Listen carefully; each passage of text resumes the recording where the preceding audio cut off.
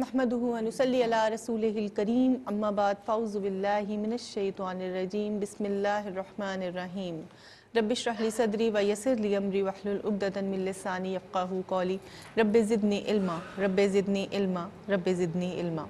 کی محمد سے وفا تو نے تو ہم تیرے ہیں، یہ جہاں چیز ہے کیا لوح و قلم تیرے ہیں۔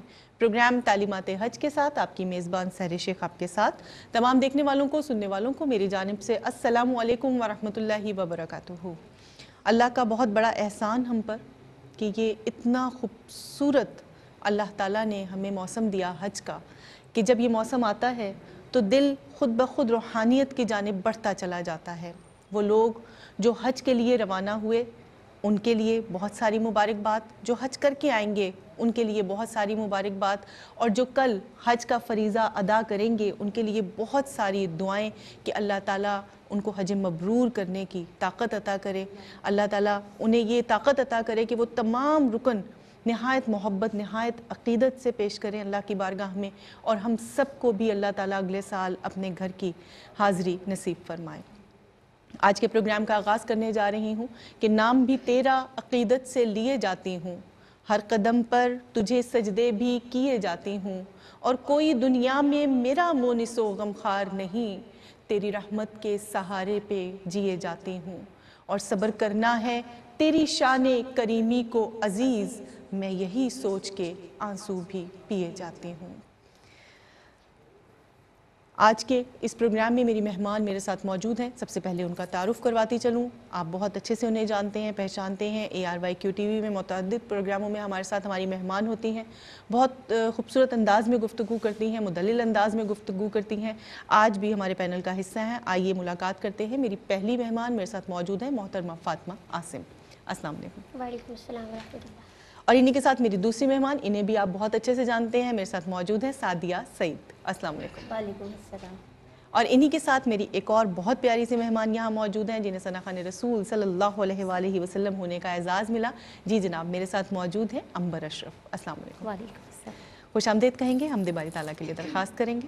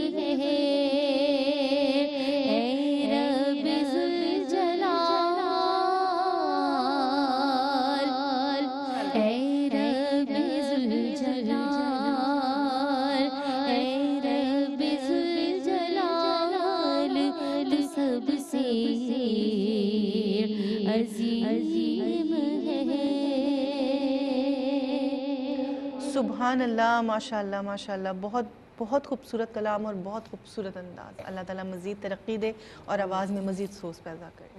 ناظرین محترم، یہ محبت اور عقیدت کی بات ہے.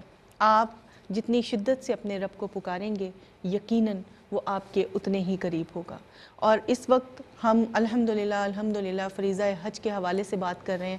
ہمارے آج تک کے تمام پروگراموں میں آپ نے مختلف مناسک کے بارے میں جانا، سمجھا، سیکھا، اور وہ تمام طریقہ کار کے جن میں اللہ تعالیٰ انشاءاللہ اگلے سال اگر ہم لوگوں کو بھی لے کے جائے گا تو ہم ان تمام چیزوں کی نشاندہی کر سکتے ہیں. جب ہم وہاں موجود ہوں گے تو ہمیں پتہ ہوگا کہ اب ہم نے کس فریضے کو کس طریقہ کار سے ادا کرنا ہے.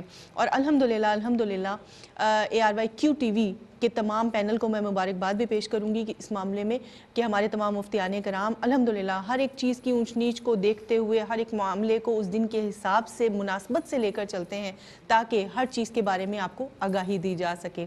اور آج بھی الحمدللہ ہم جس موضوع کی طرف جا رہے ہیں یقیناً آپ سمجھ سکتے ہیں کہ کل الحمدللہ تمام مسلمان اللہ کے گھر میں فریضہ حج ادا کریں گے اور لبیک اللہم لبیک کی صدائیں چاروں اور گونجیں گی اور ہر مومن کے دل کو چھو جائیں گی انشاءاللہ. آج اسی کی مناسبت سے ہم ایک موضوع لے کر آپ کی خدمت میں حاضر ہوئے ہیں جو حلق اور قربانی کی اہمیت پر ہے. اور جیسا کہ آپ جانتے ہیں چونکہ ادائیگی حج کے دوران جو رکن ہیں ان تمام کے بارے میں جاننا بہت ضروری ہے. اسی حوالے سے یہ بھی ایک اہم رکن ہے کہ جو قربانی کے درمیان میں ادا کیا جاتا ہے. اب یہ کب ادا کیا جاتا ہے اور اس کی کیا اہمیت اور کیا فضیلت ہے، اس حوالے سے میرے ساتھ موجود ہے فاطمہ عاصم. جی بسم اللہ الرحمن الرحیم. مولاي صلی وسلم دائما ابدا علی حبیبی خیر الخلق کلہم. یہ قربانی دین اسلام کی ایک بہت بہترین عبادت ہے جو کہ ایام حج میں بھی مشروع کی گئی ہے. اور اگر کوئی حج پر نہیں جاتے اور صاحب استطاعت ہیں امت مسلمہ کے افراد تو ان پر بھی قربانی واجب قرار دی گئی ہے. تو قربانی لفظ قرب سے مشتق ہے اور قرب سے مراد اللہ جل مجدہ کا قرب حاصل کرنا ہے. تو ہم جب قربانی کرتے ہیں تو اللہ جل مجدہ کا قرب حاصل کرتے ہیں. حالانکہ اس کے فوائد سارے کے سارے ہمیں ہی حاصل ہو جاتے ہیں لیکن اس کا جو ثواب ہے وہ اللہ جل مجدہ کی جانب سے نہ صرف دنیا میں بلکہ آخرت میں بھی حاصل ہوتا ہے. تو القربان ما یتقرب بہ اللہ کہ قربانی وہ چیز ہے، وہ شے ہے کہ جس کے ذریعے ہم اللہ جل مجدہ کا قرب حاصل کرتے ہیں. پھر اصطلاح شرع میں اگر ہم دیکھیں تو قربانی جانور کو ذبح کرنے کا نام ہے کہ ہم کسی جانور کو اللہ جل مجدہ کی راہ میں قربان کر دیں، اسے ذبح کر دیں اس پر اللہ کا نام لے کر. تو یہ اصطلاح شرع میں قربانی کہلاتا ہے.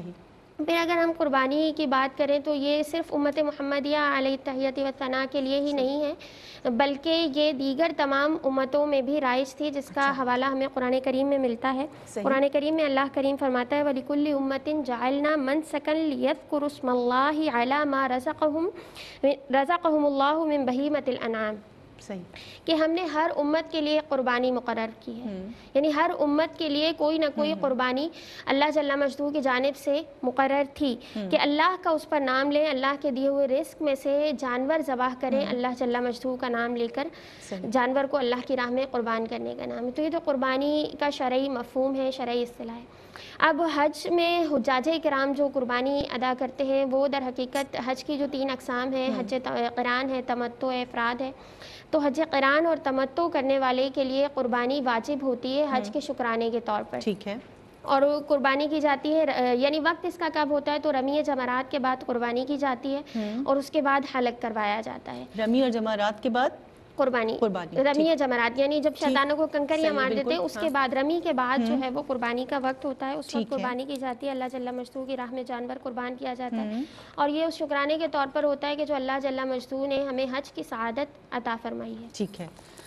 اس کے علاوہ اگر ہم قربانی کے حوالے سے دیکھیں کہ کوئی ایسا شخص اگر حج قران کرتا ہے یا تمتع کرتا ہے کہ جس میں جو صاحب استطاعت نہیں ہے یعنی اس کے پاس اتنی رقم موجود نہیں ہے یا اتنا مال و اسباب بھی اس کے پاس موجود نہیں ہے کہ وہ اسے بیچ کر قربانی کر سکے، یعنی اس کی استطاعت وہ مالی طور پر نہیں رکھتا، تو اس پہ اللہ جل مجدہ نے قرآن کریم میں یہ فرمایا کہ فمن لم یجد کہ جو قربانی کی استطاعت نہیں رکھتا فصیام 3 ایام فی الحج تو اس پر حج کے ایام میں 3 روزے رکھنا ہے. وہ حج کے ایام کون سے؟ شوال، ذی القعدہ، ذی الحج مطلب ان 3 مہینوں میں سے کبھی بھی وہ 3 روزے رکھ لے، اور بہتر ہے فقہاء نے کہا کہ 7، 8، 9 کا روزہ رکھے، اور اگر وہ 7، 8، 9 کا نہیں رکھتا تو کبھی بھی رکھ لے، الگ الگ کر کر بھی رکھ سکتا ہے۔ اس کے بعد وَسَبْعَةٍ إِذَا رَجَعْتُمْ، اور 7 روزے اس وقت رکھے جب وہ پلٹ آئے، واپس اپنے شہر میں آ جائے تو وہ 7 روزے اس وقت رکھے۔ یہ اس شخص کے لیے جو وہاں حج کے موقع پر قربانی کرنے کی استطاعت نہیں رکھتا، ٹھیک ہے، اور اگر کوئی قربانی کرنے کی استطاعت رکھتا ہے تو اس پر پھر قربانی ہی حج کی ٹھیک ہے۔ اچھا یہ بات ہو رہی ہے ناظرین، ہم بات کر رہے ہیں حج کی قربانی کے حوالے سے، اور چونکہ دن قریب آ رہے ہیں عید الاضحیٰ کی قربانی کے حوالے سے بھی، تو یہاں پر 2 قربانیاں ہمارے سامنے آ رہی ہیں اور جن کو ہم آپ کے سامنے بار بار جن کا تذکرہ بھی کر رہے ہیں۔ اس وقت میرے ساتھ موجود ہیں سعدیہ سعید، میں چاہوں گی کہ بالکل آپ بہت واضح کر کے ہمارے ناظرین کو ان دونوں کے بارے میں فرق بتائیں۔ اعوذ باللہ من الشیطان الرجیم، بسم اللہ الرحمن الرحیم، صلی اللہ تعالیٰ علی محمد صلی اللہ علیہ وسلم۔ بہت خوبصورت گفتگو فاطمہ کی طرف سے رہی۔ دیکھیے اگر ہم اسی بات کو آگے بڑھائیں تو دیکھیے قربانی کی تاریخ اتنی ہی پرانی ہے جتنی پرانی انسان کی تاریخ ہے، بالکل، کہ جب سے انسانیت ہے تب سے قربانی ہر نسل در نسل ہر قوم میں قربانی کا فلسفہ موجود ہے۔ تو جو ہم ادا کرتے ہیں وہ حضرت ابراہیم اور حضرت اسماعیل علیہ السلام کی سنت ہے کہ جس پر ہم قربانی کو پیش کرتے ہیں، ان کی یاد میں کہ اللہ رب العزت نے ان سے سب سے اپنی پسندیدہ چیز مانگی تھی، تو وہ آپ کے بیٹے جو بڑھاپے میں اللہ رب العزت نے آپ کو عطا کیا، اور پھر انہی کی قربانی مانگی، اور اس قربانی کو اللہ رب العزت نے قبول بھی فرمایا۔ تو حج کی قربانی، ابھی فاطمہ نے بھی بیان کیا کہ حج کی قربانی حجاج کرام شکرانے کے طور پر کرتے ہیں، تو وہ شکرانے کے طور پر کرنا واجب ہے۔ اب عرفات کے میدان میں ہوتے ہیں جو مکے کی حدود سے باہر ہے، جب منی میں داخل ہوتے ہیں تو منی مکے کی حدود میں ہے۔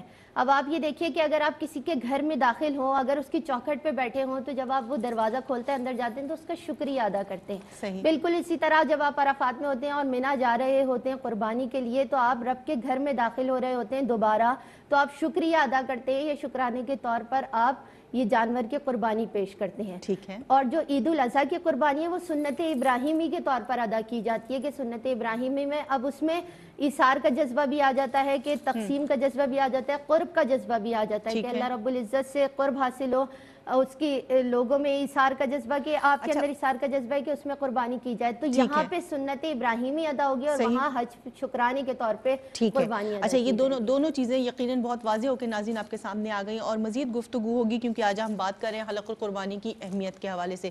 پروگرام تعلیمات حج جاری و ساری، آپ رہیے گا ہمارے ساتھ، ہم کریں گے ملاقات ایک مختصر سے وقفے کے بعد۔ ناظرین پروگرام تعلیمات حج میں کہتے ہیں آپ کو ایک بار پھر خوش آمدید، میں آپ کی میزبان سحر شیخ آپ کے ساتھ، اور اس وقت ہم بات کر رہے ہیں حلق القربانی کی اہمیت کے حوالے سے۔ اللہ تعالیٰ نے الحمدللہ یہ انمول دن ہمیں عطا کیے ہیں کہ جن میں ایک ایک عمل کا، ایک ایک فرض، سنت، نفل، سب کا اجر و ثواب ہمیں ملنے والا ہے۔ تو اللہ تعالیٰ ہم سب کو یہ توفیق عطا فرمائے کہ ہم عبادات میں بڑھ چڑھ کر حصہ لیں اور اپنے رب کو اور اس کے پیارے حبیب حضرت محمد مصطفیٰ صلی اللہ علیہ وآلہ وسلم کو راضی کرنے کی کوشش میں دن رات لگے رہیں، کیونکہ ہم نہیں جانتے ہمارا کون سا عمل اللہ کی بارگاہ میں مقبول ہونا ہے، لیکن ہمیں بس تندہی سے اس کام میں لگے رہنا ہے۔ بات ہو رہی ہے آج حلق اور قربانی کی اہمیت کے حوالے سے۔ قربانی کے بعد حلق یا قصر کا حکم ہے، اور حلق یا قصر سے کیا مراد ہے، سب سے پہلے تو اس کو جان لیتے ہیں، پھر ہم جانیں گے کہ اس کی اہمیت کیا ہے۔ یہ 2 چیزیں ہیں جس کو واضح طور پر آپ کے سامنے بیان کریں گی۔ میرے ساتھ موجود ہیں فاطمہ عاصم جی۔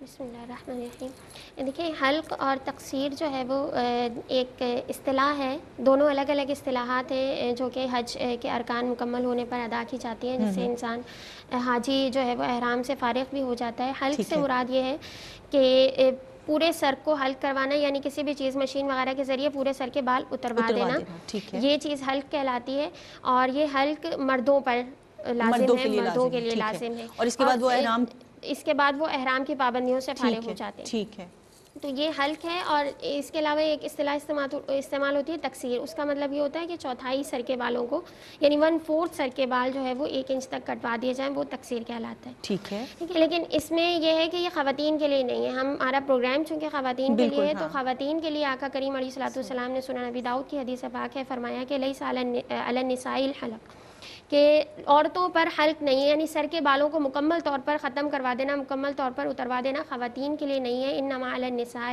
تقصیر، عورتوں پر تقصیر واجب ہے، اور خواتین کی تقصیر یہ ہے کہ وہ 1/4 بال اپنے سر کے لے لیں، لمبے ہوتے ہیں چونکہ بال، تو اس میں سے 1/4 بالوں کو 1 انچ کے برابر نیچے سے کاٹ دینا، مطلب بالوں کو نیچے سے اپنے ہاتھ کے انگلی کے گرد لپیٹ لیں، 1 انچ کے برابر تقریباً وہ کاٹ دیں، اور سارے پورے سر کے بال بھی نہیں بلکہ اگر 1/4 سر کے بال بھی لے لیے ان میں سے کاٹ دیے ہیں تو وہ یہ عمل پورا ہو جاتا ہے۔ یہ خود بھی کر سکتی ہیں، اپنی کسی محرم سے بھی کروا سکتی ہیں، اور خواتین کے بھی ایک دوسرے کے بھی کر سکتی ہیں، تو یہ چیز ہے۔ اور اس کو قرآن حکیم نے یوں بیان کیا کہ وَلَا تَحْلِقُوا رُؤُوسَكُمْ حَتَّى يَبْلُغَ الْهَدْيُ مَحِلَّهُ، کہ اپنے سر کو حلق اس وقت تک نہ کرواؤ جب تک ہدی اپنے مقام پر نہ پہنچ جائے، یعنی قربانی سے فارغ نہ ہو جائے، یعنی پہلے رمیہ جمرات ہے، پھر قربانی ہے، پھر حلق ہے۔ اور اس کا ذکر ایک اور مقام پر سورہ فتح کے آخری رکوع میں اللہ کریم نے فرمایا لَقَدْ صَدَقَ اللَّهُ رَسُولُهُ الرُّؤْيَا بِالْحَقِّ لَتَدْخُلُنَّ الْمَسْجِدَ الْحَرَامَ إِنْ شَاءَ اللَّهُ آمِنِينَ مُحَلِّقِينَ رُؤُوسَكُمْ وَمُقَصِّرِينَ، محلقین رؤوسکم، وہ سر کو مطلب حلق کرواتے ہوئے، بالوں کو منڈواتے ہوئے، اور یا پھر تقصیر کرواتے ہوئے۔ جب مکہ شریف میں داخل ہوں گے آقا کریم علیہ الصلوۃ والسلام کے حوالے سے اس کو بیان کیا گیا، خواب کا ذکر بھی کیا گیا کہ اللہ نے اپنے رسول کے خواب کو سچا کر دکھایا۔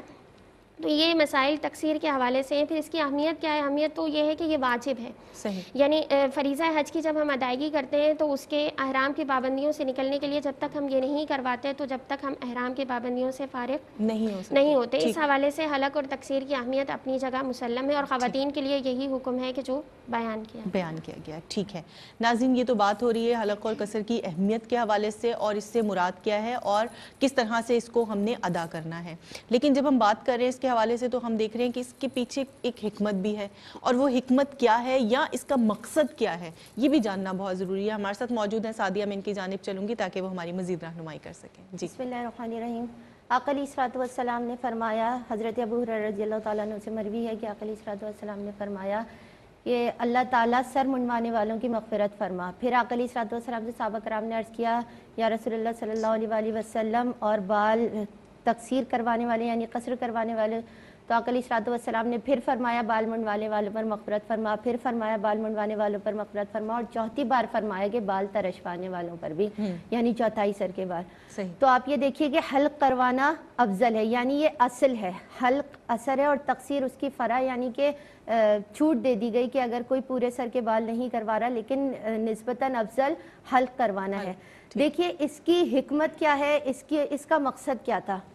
پہلے زمانے میں جو غلام ہوتے تھے تو وہ غلام اپنے آقا کی جب بندگی میں ہوتے تھے تو اس کی پہچان تھی کہ وہ حلق کروا کے، یعنی اس کے سر پہ بال نہیں ہوتے تھے۔ تو یہ ایک حکمت ہے کہ سب سے زیادہ اللہ رب العزت کے ہم اسی کے غلام ہیں، اسی نے ہمیں پیدا کیا، اسی کے سچے پکے غلام ہیں ہم، تو اسی کی بندگی میں ہمیشہ رہیں۔ تو یہ ایک پہچان ہوئی، یہ ایک مقصد ہوا کہ حلق کیوں کرواتے ہیں۔ اور پھر دیکھیے ہر چیز کی ایک حدود ہے۔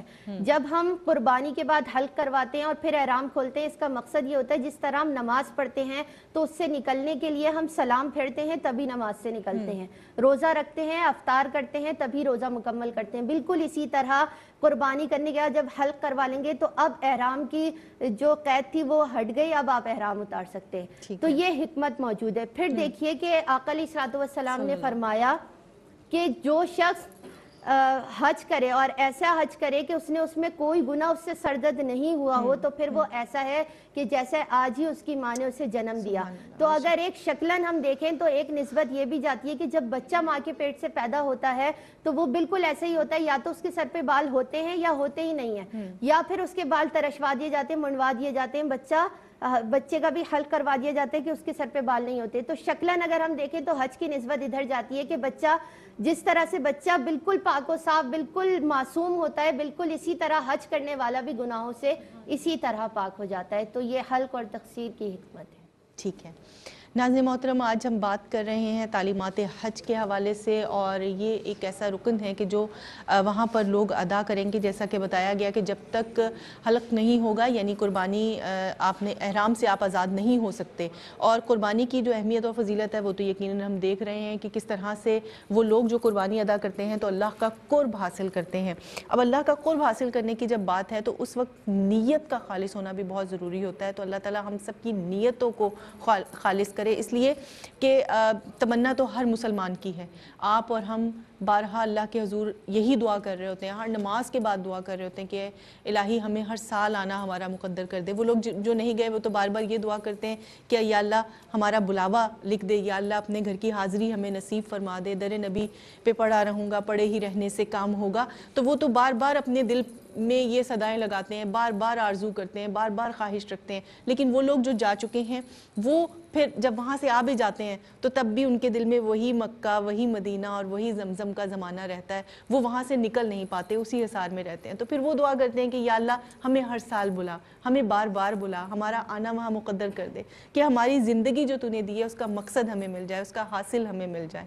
تو یہ وہ تمام چیزیں ہیں جو زندگی میں جب آ جاتی ہیں تو انسان اپنی زندگی کے مقصد کو پا لیتا ہے. آج ہم دیکھتے ہیں کہ ہم بے راروی کا شکار ہیں، دنیاوی مال و متاع کے پیچھے بھاگ رہے ہیں، دنیاوی معاملات کے پیچھے الجھے ہوئے ہیں.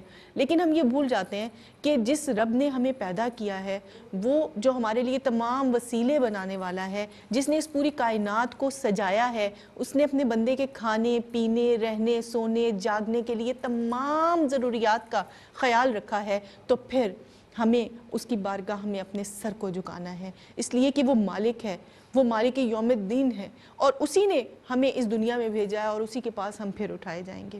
تو اس کی خدمت میں بار بار حاضر ہوں، اس کی بارگاہ میں بار بار حاضر ہوں. دعا کریں کہ یا اللہ ہمارا آنا بھی اپنی بارگاہ میں اسی سال نہیں تو اگلے سال ہمیں بھی یہاں سے اپنے پاس بلا لے. میرے پاس موجود ہے امبر، یہاں میں چاہوں گی کہ پروگرام میں کلام شامل ہو. انشاءاللہ تعالی حج کے بعد جب نبی کریم صلی اللہ علیہ وسلم کے دربار کی طرف جب قافلے جائیں گے تو اس حاضری کے حوالے سے کلام ہے. بسم اللہ. مدینے قافلے جاتے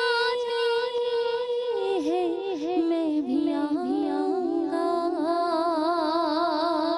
حضور کتنے ہی آتے ہیں، میں بھی آؤں گا.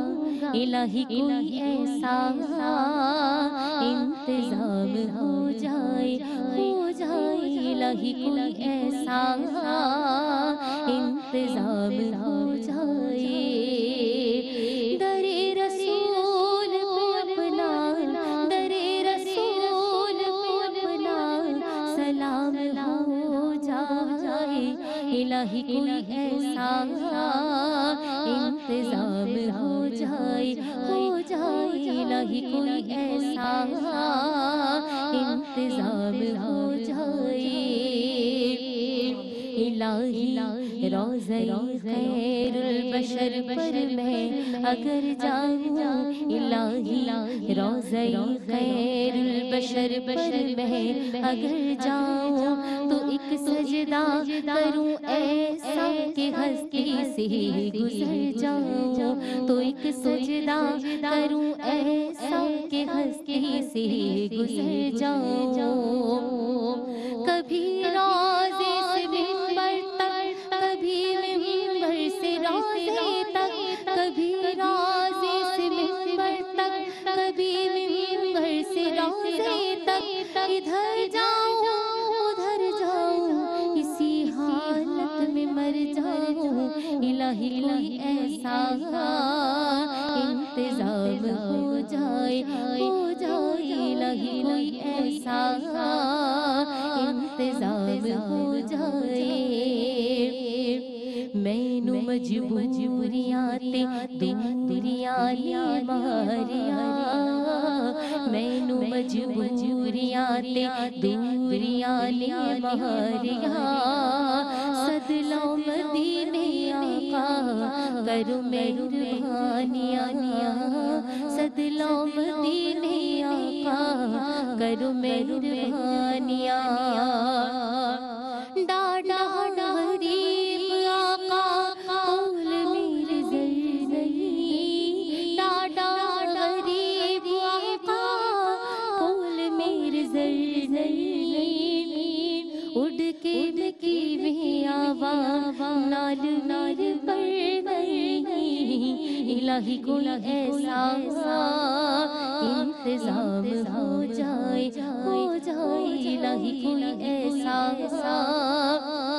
انتظام ہو جائے، سہارا چاہیے سرکار زندگی کے لیے، سہارا چاہیے سرکار زندگی کے لیے، تڑپ رہا ہوں مدینے کی حاضری کے لیے، تڑپ رہا ہوں مدینے کی حاضری کے لیے،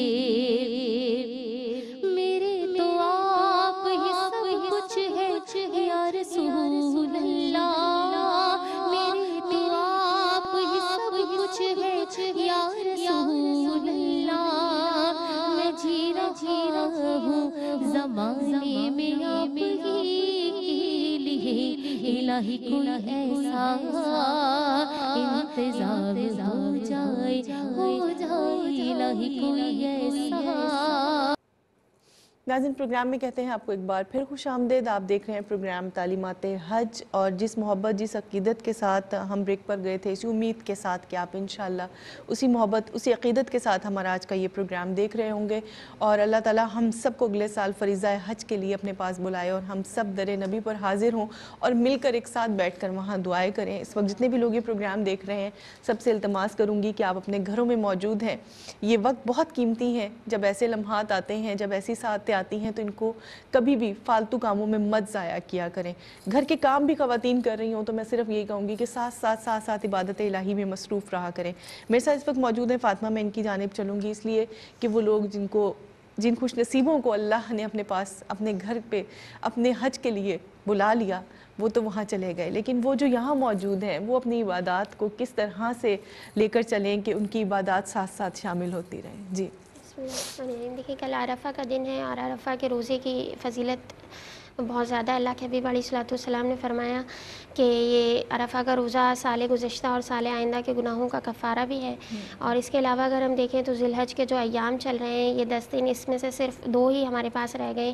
کل ہمارے یہاں 8 اور پرسوں 9 ہے، اور وہاں پر کل یوم عرفہ ہے، تو روزہ رکھیں اگر استطاعت رکھتی ہیں ہماری بہنیں تو روزہ رکھیں، کل کا اور پرسوں 2 دن کا روزہ رکھیں، دونوں حوالے سے 8 اور 9 کا روزہ رکھیں۔ اور روزے کی بہت زیادہ فضیلت ہے، اور دیگر ان ایام میں تسبیح و تحلیل کی بہت زیادہ فضیلت ہے، سبحان اللہ، الحمدللہ، لا الہ الا اللہ، واللہ اکبر، استغفر اللہ، اور درود پاک۔ اگر ہماری بہنیں ایام میں بھی ہیں تو بھی اگر نماز نہیں وہ پڑھ پا رہی تو کم سے کم تسبیحات وغیرہ ضرور کریں، اپنی روٹین میں اس چیز کو شامل کریں، اللہ سے دعا کریں کہ اللہ کریم ہمیں بھی حج مبرور کی سعادت عطا فرمائے۔ اسی طرح سورہ فجر ہے، والفجر ولیال عشر والشفع والوتر، کہ فجر کی قسم اور 10 راتوں کی قسم اللہ کریم نے ارشاد فرمائی ہے سورہ فجر میں، اور مفسرین کرام فرماتے ہیں کہ یہاں پر جو ولیال عشر یعنی 10 راتیں ہیں، ان سے مراد یہ ذی الحج کی پہلی 10 راتیں ہیں، ذی الحج کا پہلا عشرہ مراد ہے۔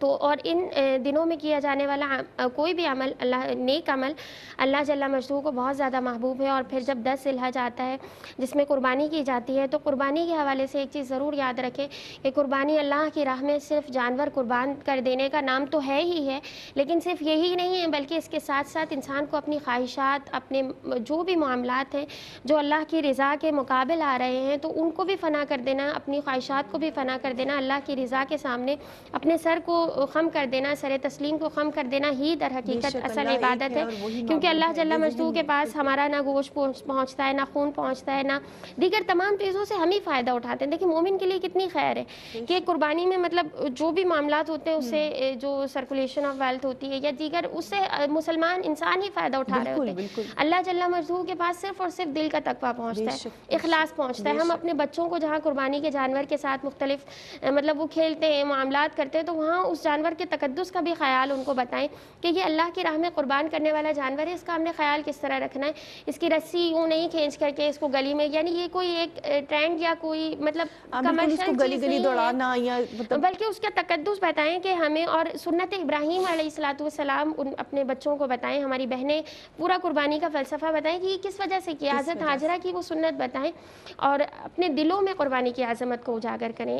فقط اس کو ایک اسلامی تہوار کے کے طور پر ہی نہ لیں بلکہ اس کی اصل جو اہمیت ہے اس کو پیش نظر رکھیں. اس میں کوئی شک نہیں ہے ناظرین محترم. قربانی دین اسلام جس طرح سے ہمیں بتا رہا ہے, سمجھا رہا ہے, یقیناً ہم دیکھتے ہیں کہ ہمارا سال کا شروع اور آخر اسی لفظ کے ساتھ ہو رہا ہے. اور قربانی کس طرح سے کی جائے کہ اس میں آپ کی کوئی ریاکاری, کوئی نمود و نمائش, کوئی دکھاوا شامل نہ ہو. تو یہ تمام چیزیں بالکل جس طرح ہم عبادات کے لیے کہتے ہیں کہ عبادات کا حسن ہے کہ آپ عبادت اس طرح کریں کہ اللہ تبارک و تعالیٰ کی بارگاہ میں اس طرح کھڑے ہوں کہ وہ آپ کو دیکھ رہا ہے. اور جب یہ ایک چیز آپ کے اندر آ جاتی ہے کہ اللہ مجھے دیکھ رہا ہے, تو پھر آپ اپنا ایک ایک رکن بڑے اچھے طریقے سے ادا کرتے ہیں. کوئی انگلی کی جنبش, بیٹھنا, اٹھنا, آپ کی ہر چیز, آپ کا دھیان ہوتا ہے اس طرف کہ مجھے کوئی غلطی نہیں کرنی ہے, ہر چیز کو صحیح لے کر چلنا ہے. تو بالکل اسی طرح سے باقی تمام جو ہمیں دین اسلام کی طرف سے, دین اسلام کا حسن, جتنے ارکان اسلام ہمارے پاس موجود ہیں, ان کو بھی ادا کرتے وقت ہمیں ان باتوں کا بہت زیادہ خیال رکھنا چاہیے. اور بالخصوص خواتین کے لیے میں کہوں گی کہ دیکھیں آپ کچن میں کام کر رہی ہیں, آپ گھر کا کوئی بھی کام کر رہی ہیں, آپ ساتھ ساتھ تسبیحات کو جاری رکھیے گا تاکہ عبادت کا یہ عمل رکنے نہ پائے. سعدیہ کیا پیغام دینا چاہیں گی آج کے پلیٹ فارم سے؟ بس میں اتنا ہی پیغام دینا چاہوں گی کہ دیکھیے ہم لوگوں نے غفلت میں گزار دیے اتنے دن, اب جو یہ 2 مقدس راتیں اور مل گئی ہیں تو اس پہ شکرانہ ادا کرتے ہوئے, کیونکہ یہ جو 10 راتیں ہیں یہ بہت افضلیت, بہت اہمیت کی حامل ہیں. اس کے بارے میں ہم نے بتانا, جاننا چھوڑ دیا, اس پر عمل کرنا بھی چھوڑ دیا کہ ہم ان راتوں کی فضیلتوں کو نہیں جانتے. میں یہ کہتی ہوں کہ ماں باپ بچوں کو اگر جانور دلا کر لے آتے ہیں اس کے بعد ان کو یہ بتائیں بھی کہ یہ جانور صرف کھیلنے کے لیے نہیں آئے بلکہ یہ جانور رب کی راہ میں قربان کرنے کے لیے آئے ہیں, اور یہ پیچھے پورا فلسفہ کیا ہے, سنت ابراہیمی سے ہم فائدہ نہیں اٹھاتے, اس کے بارے میں اپنے بچوں کو تربیت نہیں دیتے, بلکہ ان کے نزدیک یہ چیز ہوتی ہے کہ ہمارا جانور آ گیا, اب اسے قربان ہو جانا ہے اور تقسیم ہو جانا ہے. پیچھے فلسفہ نہیں پتہ, لہٰذا ان رات کی اہمیتوں کے بارے میں بتائیں کہ یہ رات کے قیام کتنے افضل ہیں. پھر یہ قربانی ہم کر کیوں رہے ہیں کہ اس جانور کو تکلیف نہیں دینا. خدا نہ خواستہ وہ گر گیا, اس کو چوٹ لگ گئی, تو کیا آپ اس کی قربانی کر سکتے ہیں؟ بالکل, آپ اس عمل سے بھی محروم رہ گئے, اس عمل سے بھی محروم رہ گئے. تو یہ تربیت کا پروسیس ہے کہ بچوں کو بتانا چاہیے, سکھانا چاہیے, سمجھانا چاہیے, اور بڑوں کو بھی چاہیے کہ ان کو بتائیں کہ جو راتوں میں آپ باہر بیٹھ رہے ہیں یا ان کے ساتھ یا کوئی بھی ہلہ گلہ چل رہا ہے, ان راتوں میں آپ باہر جانور کی حفاظت کے لیے بیٹھیں, کوئی بھی عمل کر لیں, درود شریف پڑھ لیں, ان راتوں کی دعائیں پڑھ لیں, آپ رب سے لا لگا لیں, ایسی صاف جگہ اختیار کریں جہاں آپ کا جانور بندہ ہے, اس کے احاطے کی جگہ کو صاف کر کے آپ وہاں پہ عبادات کریں. منع تھوڑی ہے, آپ جانور کی حفاظت بھی کریں, دیگر چیزیں بھی, لیکن ان راتوں کی اہمیت کے بارے میں سمجھیں, جانیں. اور جو ایک قرب کا ذریعہ ہے اللہ رب العزت سے جو قربانی کی ہے کہ ہم صرف تقویٰ پہنچتا ہے رب کی بارگاہ میں, باقی ہر چیز سے فائدہ انسان خود اٹھا رہا ہوتا ہے. تو وہ جو خود اٹھا رہا ہوتا ہے تو اس میں اپنے دیگر اطراف کے لوگوں کو بھی شامل کیجئے, جن کے گھروں میں قربانی نہیں ہے ان کے گھروں میں پہنچائیے. ایک اثار کا جذبہ ہے یہ, اس کو پھیلائیے, اس کو بڑھائیے, اس پر عمل کیجئے. اللہ رب العزت سے دعا ہے کہ جن لوگوں کو اللہ رب العزت نے توفیق دی ہے ان کی قربانیوں کو قبول فرمائے. جن کو اللہ رب العزت نے توفیق نہیں دی, جو کسی بھی وجہ سے رہ گئے, اللہ رب العزت ان کو اگلے سال اس کی توفیق عطا فرمائے, اور اللہ رب العزت ہم سب کو اگلے سال حج مبرور کی سعادت نصیب فرمائے. آمین, اللہم آمین. ناظرین محترم, یہ پروگرام تعلیمات حج بطور خاص خواتین کے لیے ترتیب دیا گیا, اور اس میں اب تک ہم نے کوشش کی کہ تمام موضوعات کو لے کر آپ کے سامنے آئے. وہ تمام اہم رکن جو ہمیں ادا کرنے ہیں, ان تمام رکن کے بارے میں ہمیں ضرور شعور ہونا چاہیے کہ ہمیں ان کو کس طریقے سے ادا کرنا ہے کہ ہمیں ان کا اجر و ثواب مل سکے. تو اللہ تعالیٰ نے بیٹی, بہن, ماں, بیوی کی صورت میں آپ کو وہ عظیم رشتے عطا کیے ہیں, وہ عظیم طاقت عطا کی ہے کہ جو آپ, بیٹی جب پیدا ہوتی ہے تو وہ اس کو سمجھنا شروع ہو جاتی ہے.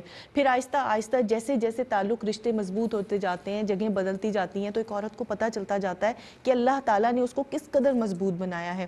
وہ سارے کام کر سکتی ہے, تو وہ عبادات میں بھی بڑھ چڑھ کر حصہ لے سکتی ہے. تو آئیے آج کے دن سے ہم عہد کرتے ہیں کہ ہم بڑھ چڑھ کر عبادات میں حصہ لیں گے. کچھ بھی کر رہے ہیں, دنیاوی باتوں کو چھوڑ دیں گے, دنیاوی کاموں کو چھوڑ دیں گے, اور ان کاموں کو چھوڑ کر ان کی جگہ پر ہم اپنے کاموں میں تسبیحات کو ساتھ شامل کریں گے. بجائے اس کے کہ ہم کوئی لغو بات سنیں, کوئی بری بات سنیں, کسی کی برائی کریں, کسی کی چغلی کھائیں, اس سے کہیں بہتر ہے کہ ہم اپنے آپ کو, اپنی زبان کو اللہ کے ذکر میں مصروف رکھیں. اور اللہ تعالیٰ ہمارا عبادت کرنا اپنی بارگاہ میں قبول و منظور فرمائے, اس کا اجر و ثواب ہمیں عطا کرے, اور اگلے سال ہم سب ایک جگہ موجود ہوں. اللہ تعالیٰ ہمیں حج مبرور کی سعادت نصیب کرے.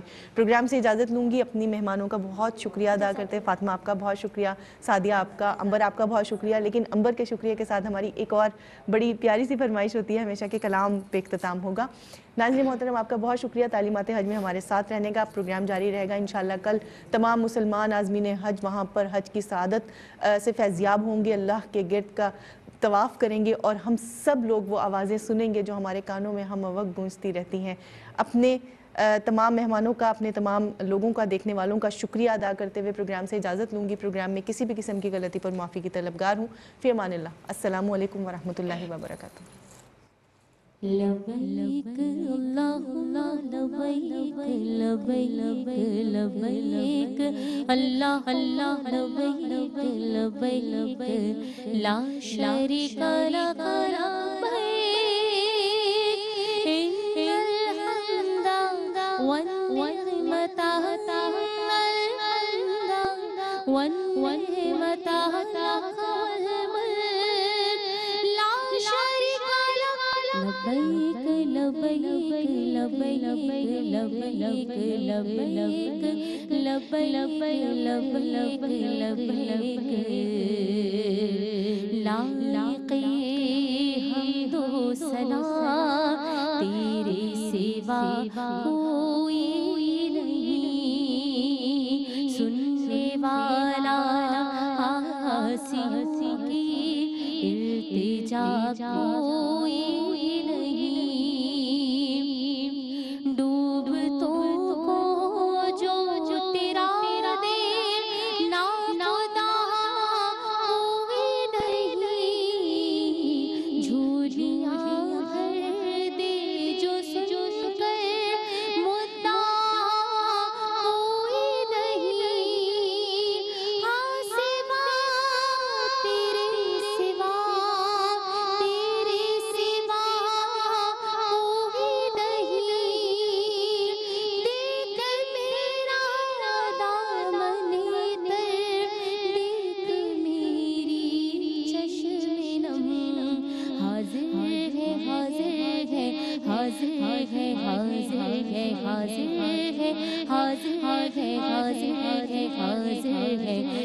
لبیک اللہم لبیک لبیک لبیک اللہم لبیک لبیک لا شریک لک لبیک ان الحمد والنعمت والنعمت لا شریک لک لبیک لبیک لبیک لبیک. یہ سفر حج کا سفر بگڑے بناتا ہے نصیب, یہ سفر مخلوق کو خالق سے کرتا ہے قریب. یہ سفر یعنی مریضوں سے ملایا طبیب ہو مقدر سے اگر عرفات کا میدان نصیب. یہ دعا مانگو کھڑے ہو کر وہاں پر اے ادیب, ہو غلام مصطفیٰ میں نام اپنا بھی رقم. حاضر ہے حاضر ہے حاضر ہے حاضر ہے حاضر ہے حاضر ہے حاضر ہے حاضر ہے لبیک اللہ اللہ لبیک لبیک لبیک اللہ اللہ لبیک لبیک لا شریک لک لبیک ان الحمد والنعمت والنعمت